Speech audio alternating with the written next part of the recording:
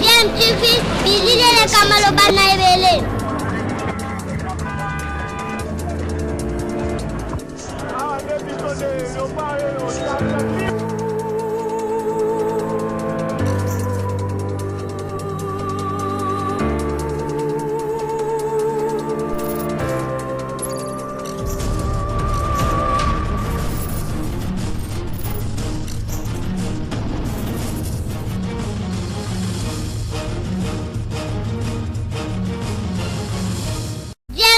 toujours un enfant. Mbokoso amusu Jean moto ya Lamuka aza député provincial oyo auti la plateforme ya Lamuka na MLC allié ba petite responsabilité. Monsieur Mbokoso amusu Jean aina lokoso na mosala pona ye kaka mbongo Kakaseri eleki pona kobaki na bana Congo Monsieur Amusu Jean abosani yango aina mission ya contraire bana Congo toyebi te Lamuka de l'opposition ba pesi le ministère ya transport à Kinshasa bosala bana Congo. Mécanisme qu'est fait yango wana toza la première ministre ya transport Monsieur Mbokoso Jean Mutalamuka ba person ministère ya transport pour que Hollande la makama mituka yo obosani makambo wana na lokoso ya mbongo trakase ebele bikande batike ebele qui va avoir $50,000, $5 $20, le coût c'est le coût. Mais via la Congo, Bosnie Yango. Qu'est-ce que fait le coût Jean qui a le coût wana qui a serré la moussala et puis à Liboso. Aux autres personnes qui ont le couteau pour l'ambongo, pour le coût. Et puis pendant la cuisson, les autres les là. S'il te plaît, c'est là pour la mituka. Tout ce qui est libre parce que actuellement, Mouto peut ministère la transport, Mouto le Koso, Aligné Kambong. Pour le Koso de surveillance, ma Kambo Tali, contrôle technique, il y a Bossani Yango. Il y a quelqu'un qui a fait Bikanda, peut-être Bambongo, tout ça, mais à Mouto la Mouka. Donc, le lot, la dame Mingi, Kotala, Makambo, ça m'a gâté la capitale, la ville, la Bisso. Par rapport à l'Okoso et d'aller multiplier par le sujet. Merci. Donc, ça m'a rébellé. Donc, jusqu'à là, je ne peux pas comprendre à lui. Pour la ligne, je ne peux pas changer. Merci. C'est un changer à l'immédiat. Donc, ceux qui ont un tout cas transport, soit certificat et contrôle. Et c'est parce que vous avez une entreprise, il y a des Chinois, aux autres répondent en Boka, ils ont exempté les candidats. Sur Mukanda, il y a une technique de contrôle. Ceux qui nous trouvent un problème. Donc, on ne peut jamais accepter ça. C'est assez. Dès qu'on a vu ça, on va changer, s'il te plaît. Merci, bonne journée. Merci beaucoup, Ndeko Raphaël. 082 33 33 749. Vous pouvez quand même une proposition à Binoa. Qu'est faire pour que tu évites de faire le binandele na mboka na biso tout réduire ce genre d'accident. Allô, bonjour. Oui, c'est Papa Obal. Oui, Papa Obal. Bote, makanisi na yo. Oui. Makanisi na yo ezali kote. Mes condoléances d'avance na ma famille. Il y a un problème, il y a provoqué l'accident. C'est vraiment ma confiance. Mais, la problème, c'est que le papa Raphaël, il y a un problème, il y a la mouka, il y a un parti politique. Nous parlons les Congo. Toujours le papa il est allé dans le Congo. On a appelé ce que nous déjà, ma tabouya. La moukate, maintenant, il est pesté. Pour qu'on appelle la carte, il est pesté en haut à la mouka. Tout le monde est là comme côté, ils sont congolais.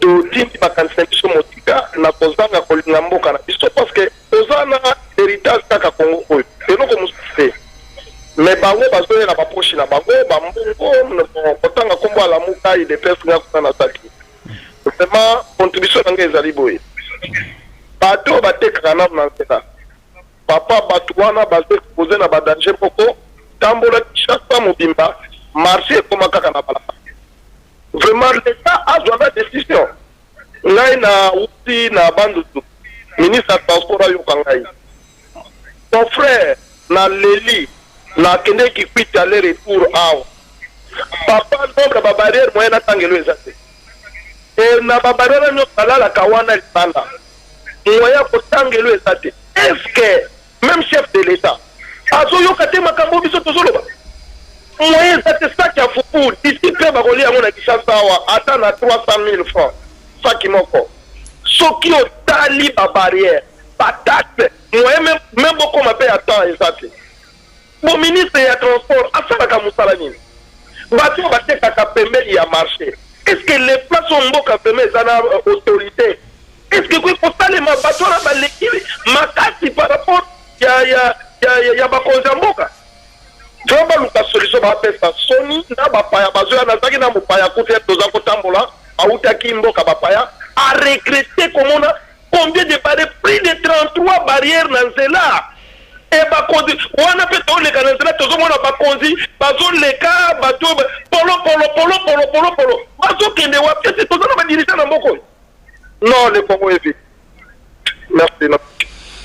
Merci beaucoup ndeko moko ya ML7 ndi message pendant ko yibisa ndeko obalke mwana mboka oyo zo cité ministre provincial azakuna na cadre ya MLCT parce que MLC asi alongola ye na ndenge akenda kuna na makambo ya mbula matari sans autorisation ya lamuka nu ya MLC donc azali membre ya MLC sous-souté. Voilà, on a un message ya ndeko ati kombote pona ndeko na biso Raphaël. Allô, bonjour. Oui, François Nabandal. Bonjour, papa. Leo nalingati na émission nayo ekomi kobeba na sens nini puisque ekomi ata eloko eza na sens mosusu on veut toujours mettre des histoires politiques et tribalisme ça n'honore pas l'émission hein? Si on n'a pas à dire on se tait ouais alors ils ont makambo ya bato bakufi ce n'est pas que voilà c'est la seule contrôle technique c'est-à-dire le faire aussi contrôle technique à ce moment donc accident et que la personne a tous non accident c'est un accident nakanisi nayo oh là là papa accueilli voilà c'est en fait il est mis au point moi rappelle oui émission rendez-vous des auditeurs c'est un sujet pour débattre sur le sujet mais il y a toujours les gens où zanga gate ko kota makamu mususu ya politique tout ça bon on ne va pas tout de suite là ko boyela bato nyonso même ceux qui za ko kota penza na niteme ceux zali ke moto abengi apesi makanisi na ye na oyo eleki mais contour la sujet to pesa kabino ba information possible ndenge to lobi akaja lobi boye makambo ya contrôle technique mbula matari gouvernement provincial a incriminé pe notamment le fait que bato bafana pembena nzela donc to pesi bino quand même ba piste wana pour ko meka ba réflexion na bino makanisi na bino zali pour accident wit ko salema pour que lobby n'andele to éviter ce genre d'accident na mboka na biso ou mingi na ville ya biso Kinshasa. Alors bonjour. Allô? Bonjour papa. Mbote papa. Mbote obengi biso comment na makanisi. Na bengi bino na commune na Matete. Oui. Oui na pesi ba condoléances na ba famille so ba bungisi bato na accident esalami. Bon, nazalaki na moi eloko moko koloba par rapport à l'émission. Oui. Oui, l'émission est comme de décevoir moi mokié. Alors, je préfère à ce que ma sujet aux autres traités et dans la traité moi ma sujet pour apporter un plus na makambo kanenge za kokende. Donc on luka ba sujet mususu pona anticiper mabe alors on les que ton fan na kaka pona kolobela mabe o ezo sala matu o ese salene ba na ndenge ba makambo ya transport lelo tozali kolobela yango te mais soki okoti otali na nzela ba bis o ya hôtel de ville niveau bato batondaka na kati Transco ndenge bato batondaka na kati biso nyonso na kati ya ville tozomona ndenge mituka na ndenge ememaka bato mpona nini tolobela yango te tokozela soki mokolo biso wana esali accident nsima na yango tosali lisusu émission sujet tobandi kolobela yango tozali baintellectuel il faut toanticipaka baproblème mosusu oyo mpo tolobelaka yango avant ke mabe eyaka tokofandaka wana te mpona tolelaka baproblème oyo tokoka koevite yango na ndenge tozali komona yango deja ndenge ezali kosalema mboka na biso tokomi kaka na réaction tozoanticipe lisusu eloko moko te neti mikolo bato ya moto basali lisusu baaccident te tovandi kimia tokolobela lisusu bato ya moto soki basali lisusu baabus alors que tu peux anticiper ma camoué belé la poste sujet avant-gardiste pour en tout traiter en haut puis tout ça tout tirer sonnette d'alarme dans le mingi ma camouya la bis sur tête de ville retranscrit total la dabis valu kolongwa et inikin si et kin de victoire niveau batu bazala na kati moindre accident combien de familles vous allez. Merci. Alors, na o etali lisusu batu na nzela esengeli l'État azoba mesure pour mutuka ezali engin. Mutu moko abimbaka te na makanisa kake koboma batu na nzela. Et maintenant accident salami il faut toyeba batu na nzela bazosala nini oteka na wenze mutuka ekota na wenze te po eboma batu. En tout cas, contribution dans l'AI, il y a une mesure préventive. Au lieu que tout les émission, pour tout ça, la rasoubi, pas de koufi, sali boé. Tu peux anticiper ma camboana. En tout cas, merci contribution dans l'AI. Merci beaucoup. De couper ma canisi nayo, mais tu peux profiter pour préciser que ce que les alliés qui bakonzi mboka basale la makambo yo tolobela kao bino pe bolo contribuer à kanzela ya rendez-vous des auditeurs tolungai ko éviter makambo ebele na Kinshasa wa parce que biso tolobela toujours makambo avant tant que yoki ba décision avant que ba biloko monsieur Bima tolobela toujours na rendez-vous des auditeurs la semaine passée je crois nous avons parlé de makambo tali ba contrôle technique ba avantage ba nini tout ça makambo tali ba contrôle technique salema tolobela ki yango awa donc biso to zala raté to zela raté ki makambo salema de tolobela déjà bien avant mais tant que tozoloba ce n'est pas biso de te ko exécuter sur le terrain ba tondé à l'état ba konziambo kandi ba ko exécuter j'aurais souhaité peut-être qu'un décolo la gouverneur ndenge azoloba ke non ba to batika ko fara na nzela alobi yango lelo parce qu'il y a accident salemi mais tant que lobby accident zala kité pourquoi pas balongola ki bato mais biso ka population tant que ba ya suko dégager bato na nzela après to bani kolela balongoli bato mais l'état il faut tika la l'état l'état là toujours kolela bato te parce que buto aleli a changer te so ali a ko trouver solution effectivement mais trouver on ndenge mususu mais o estali mobeko ya nzela pour éviter ba problème l'état azali censé ko lobayango rendez-vous des auditeurs aux tribunal tête lobaka nanzela moko na bino actualité ou ba sujet oyo to ko anticiper donc to lobela ngolo parce que c'est quand même un sujet d'actualité na mboka na biso Kinshasa voilà to na capitale na biso Kinshasa. Allô bonjour.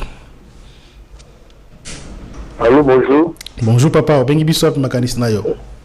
Combo Ndeko Frank na limité papa Meda. Ndeko Frank, bonne journée Ndeko Frank. Merci à vous le temps. Merci. Mes condoléances d'abord à ma famille éprouvée. Merci.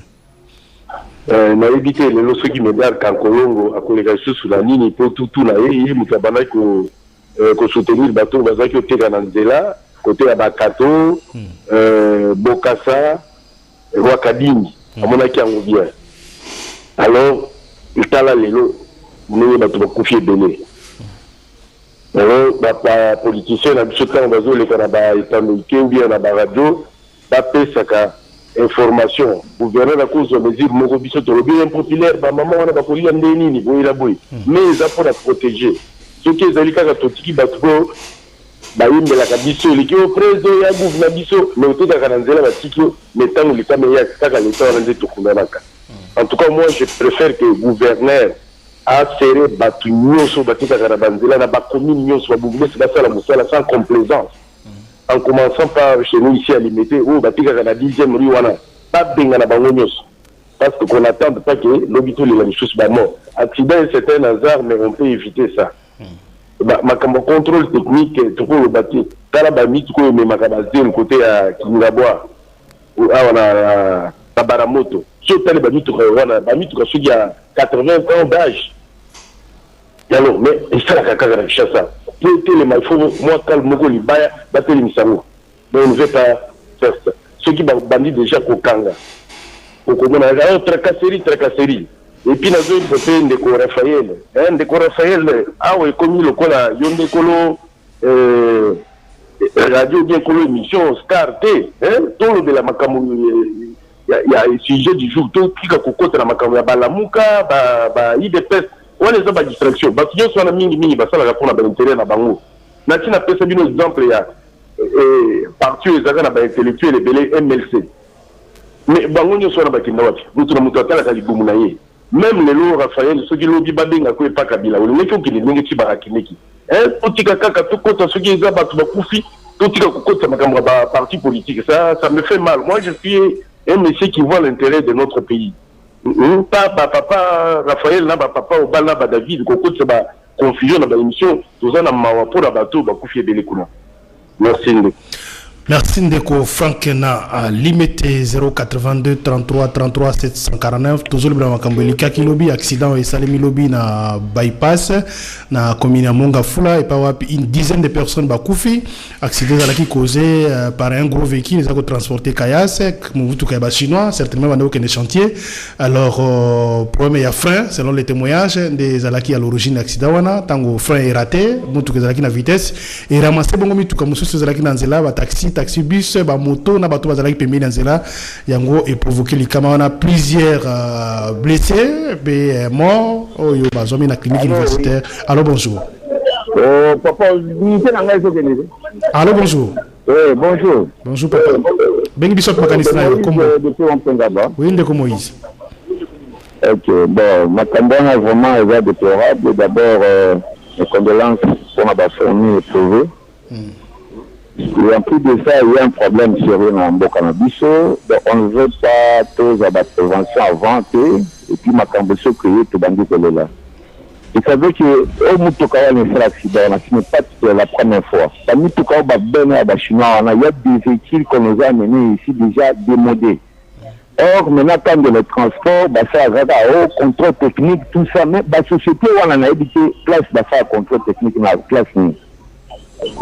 Aujourd'hui, ça ne cause de problème, ce n'est pas la première fois. Nous, tout cas, on est bomi, battu, belé, et fini, battu, toujours problème kakamoko, frein. Toujours frein. Il y a toujours des disponibilités, parce que les amis, tout camini, et dans la ressemble à taboutou. Comprendre? Il y a des mêmes barréments qui sont à disposition, mon quoi, qui non, vraiment, que Bani, tout camini, ben, dans la ressemble à partir à 23 heures. Mais aujourd'hui, nous sommes toujours cas de décision après Babafouyan. Voilà les conséquences aujourd'hui. Nous, tout cas, papa, moi je suis au rond-point hier, je me dirigeais vers l'IPEN. Plus seulement quand je suis arrivé à la Rébis, le destin était un peu difficile, mais on a vu seulement les gens courir vers Triangle. Mais comme il y a Triangle, mais ça ne va pas. Ça ne va pas, je vous dis, le salami est catastrophique dans les gens et l'autre événement, moi, depuis que je suis né, je n'ai jamais vu des choses comme ça. Bah, ni tout que finani, il y a un passé qui était à l'intérieur avec sa femme et ses enfants, bah, fini dans heureusement, Jean-Bala la Katé, bah, bini 500. Mais les autres ici, ma côté de bébé, donc, et ravagé presque terrain et les chauffeurs qui n'ont pas de maîtrise. Il ne fallait pas que il fallait même avoir qu'un à moi le bois il démine Mosika. Imaginez-vous de quitter donc arrêt courant juste au triangle. Oh, mais ma béni. En plus de ça, moi je condamne aussi le gouvernement. Moi j'ai disposé à Malam. Voilà, descendre, il faut que ça appelle dedans. Il y a un moyen que Moutiata soit à la vitesse, à diminuer, mais qu'on diminue, même s'il y a des dégâts sentis qu'il parle de côté et qu'on peut faire des dégâts et qu'on fait le matin. Même devant même les élèves quand ils passent ici, parce que ça va dedans, je ne sais pas comment nous avons des ingénieurs qui ne parviennent pas à raisonner pour côté la capacité. Parce que les arrêts courants jusqu'au triangle, il y a des 5 mois que ça va naître. heureusement et bête de mituka et stoppé et puis imaginez-vous que chasseur Likolo est katani et tikali koto en tout cas c'est déplorable.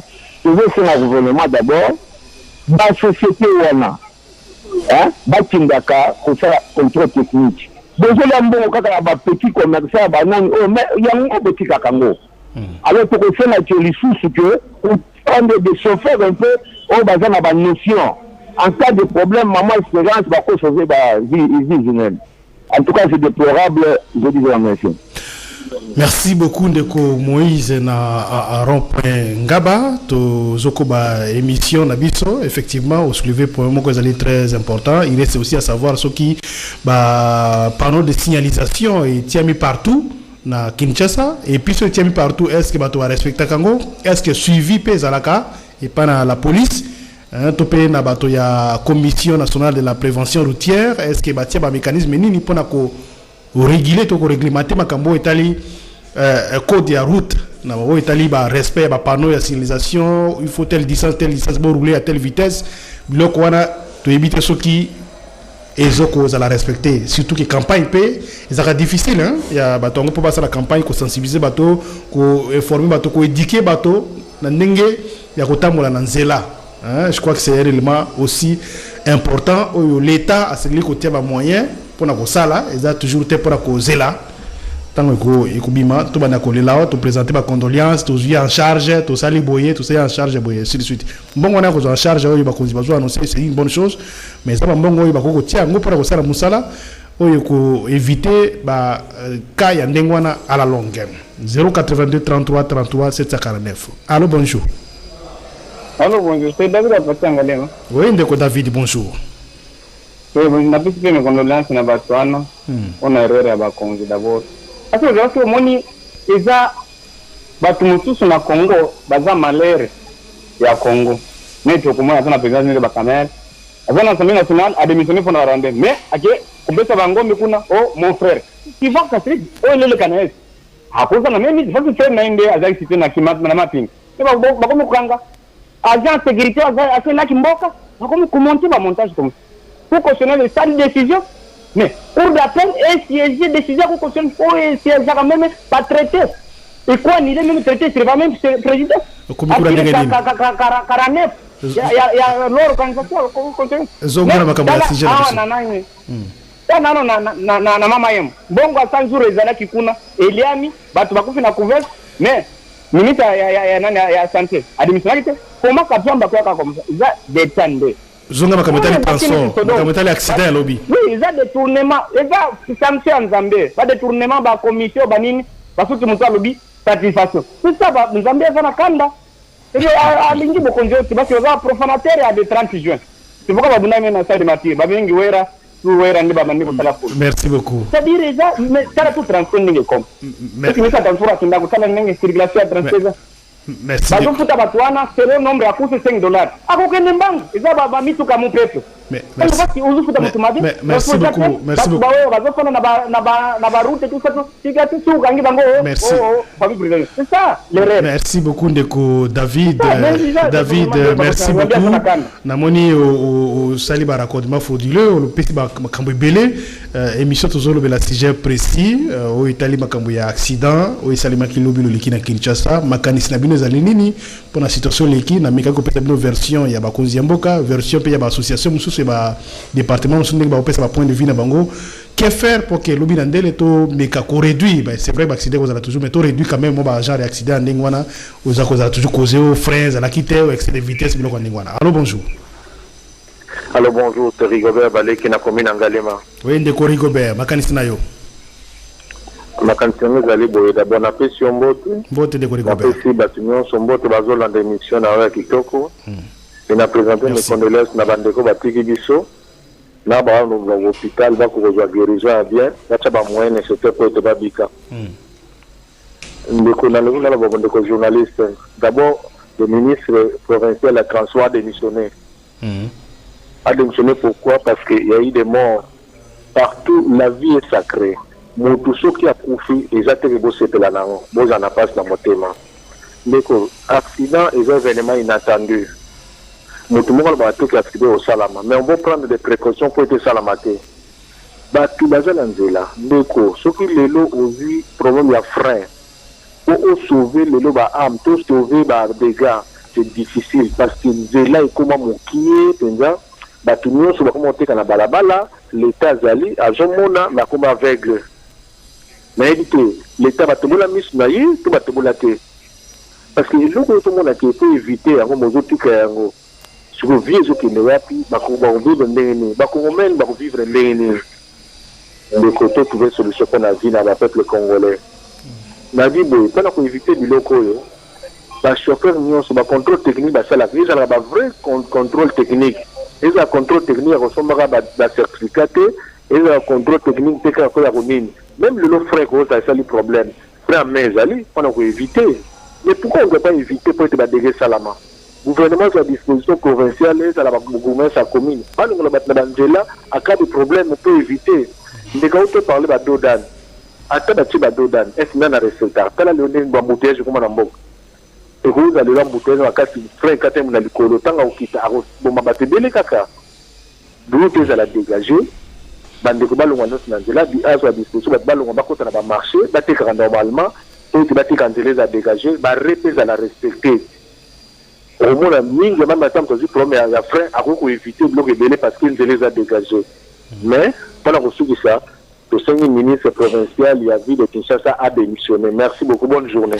Bonne journée, merci beaucoup na ndeko na biso Rigobert na makanisi na yo au Seigneur ministre provincial a démissionné à Cage ba Seigneur ministre et gouvernement central a démissionné parce que ça secteur na bango mais quelle est la responsabilité aussi à bourgmestre et ba commune wana parce que ba uta ko décréter kala te opération Kini Bopeto tout le monde ba bourgmestre so ba suspendu mais tant ba to zo te ka pemena nzela na bazando ba déborder balabala est-ce que na niveau ya commune ba koki ko sala quelque chose te ba commissariat ya la police ezaliwana est-ce qu'on peut faire quelque chose il faut que le gouvernement central il faut que le gouvernement ministre provincial mais à nouveau la commune est-ce que qu'est-ce qui est pas ça allô bonjour allô bonjour bonjour papa comment on a bien biso makanisi na papa Charles oui papa Charles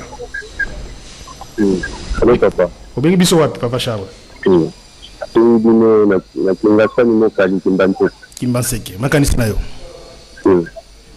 papa Médard na tesimbote condoléances na bato nyonso bakufi azalaki wana lobi wana ezalaki abattoir nga naza chauffeur papa oyebi ke bypass wana ekomi la route la plus dangereuse ya ville ya Kinshasa. D'abord basala nzela wana na butu papa éclairage public eza te nzela molili de deux pour la visiter l'accident wana batia ba Dodan au commune à courant Dodan chaque arrêt Dodan na le bani na butu ba poids lourd ba chauffeur à matadi wana ndenge baza ko stambola na nzela wana na le bana papa c'est grave ce qu'on prend à nzela pendant la nuit na ono banayo ba chauffeur ba poids lourd ba grand car wana niveau baza ko tambolela ba jo bateke na mona ba onoti batanga te agglomération et les agglomérations dans des pays sérieux il y a des limites à vitesse oyo ko tambola nango na ba ville za civilisé na ville bo il faut tambola moins à 40 à l'heure mais a on a vu la Kinshasa ba ki pakate nga moko na risque na accident moko makasi na arrêt nini oyo abeti chauffeur a remorque alonge azokende matadi alonge na ebandi ya kokende rond-point akoti na banda bato baza kozonga vers Bemba soki nazalaki prudent tembe la parisaki biso heureusement j'étais prudent na kimi na kwe batia badodan soki batie badodan bakokima bambango wana te parce que soki apusani moke dodan eza akoréduire vitesse amati dodan na lende aavance batia badodan banda mpenza sous région matadi mayo balobi na yo baaccident kozalaki makasi te merci beaucoup bato bazosila na nzela bypass papa Merci Ndeko Papa Charles depuis Monkalina Kimban Seke Batia Badodan. Effectivement, na yebi Europe ngaba bakoto wana sona yebi yango monitango to banotanga na Inikin depuis longtemps. Bakambo wana toujours banzela koto wana ezala toujours ndenge wana bato bazo ya ko déborder mituka minene donc za opelo kwa moi monde mususu koto wana. Hein? Vraiment il faut qu'on réglemente koto wana. Makasi on dit pas que tant ba contrôle technique. Lobi awa boyo badi okanga bato ba mituka ba innocent ya ba privé ozo kanga kanga te. Il faut possible ka pesa ba oyo ba ko kanga. Hein mutuka muso mono 10 pesa normal boye. Oui ba sali contrôle technique mais mituko wana ya ozo tambula ka wana sans frein wana. Hein? On va te lobi o badi okanga biso tout à l'heure. Ça la contrôle technique mais possible pesa ba mituka oyo censé ko répondre na ba bloc wana parce que parfois botika ba mituka wana ya ba kayas. Hein? Ba gros mituka ba benga nini? Gros car. Mituka wana minene wana grand car ce qui dit donc beau tira ngombi sur makasi ça fait mal bato ko kufibele. Allô bonjour. Papa François. Papa François na bandal. Bon na tata moi mon côté que moi chaque fois au fait faire sujet au lieu bato baza na tata sujet mais il veut connaître des points n'importe quoi tout ça c'est ce que l'on repasse c'est pourquoi je veux dire que non monsieur n'a comme problème bon. Quand le problème d'accident, c'est quoi? Problème c'est dans l'obligation que le peuple congolais est responsable de l'Okwana. Et c'est à Kobo et à Koto, c'est la loi et à Mboka, papa. Peut-être aussi à la base de ça. Ouais. Puisque chaque fois, il y a un bangot. Mais au Komona, il y a un Tongo, na Midi à Zongo. Quand même, sont des grandes personnalités. Ouais. Ce n'est pas que bateau bazo de mesure wana bazoba. Ouais. Bon maintenant ça se pose connaître les autres. Bon les autres comme qu'on a makambo ya frère nini. Même avec excès de vitesse là. Et quand vous accident et ça makambo na ni technique. Ouais.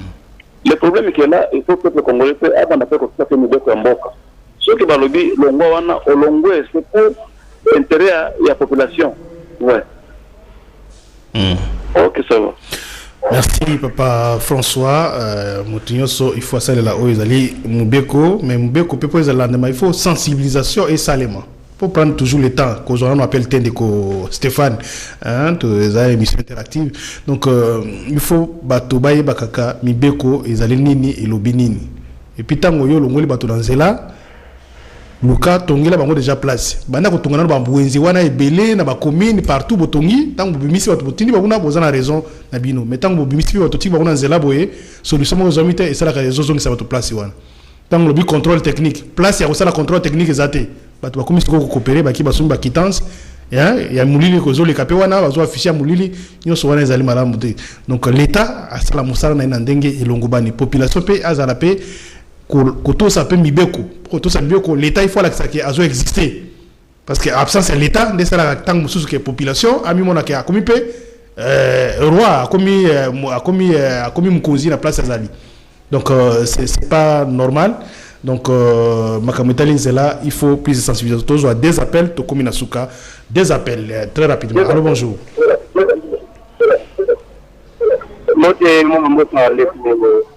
Mbote Ndeko ngai. Depuis le boulot. Oui. Comment on a dit?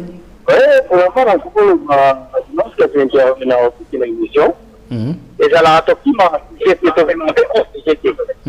juste une parenthèse pour avant qu'on compte à la TV. Donc, quand on fait dans la nature de Raphaël, il m'a dit que c'est là que parenthèse, après le compte c'est qui vraiment le valider. La moi, on a pour faire parenthèse de Apollo. Les correspondants, ils sont dans ce qui ne peut pas la mouka pas créer fait, vous faites là qui est la mouka sont pas dans la langue, va comme nous va pas.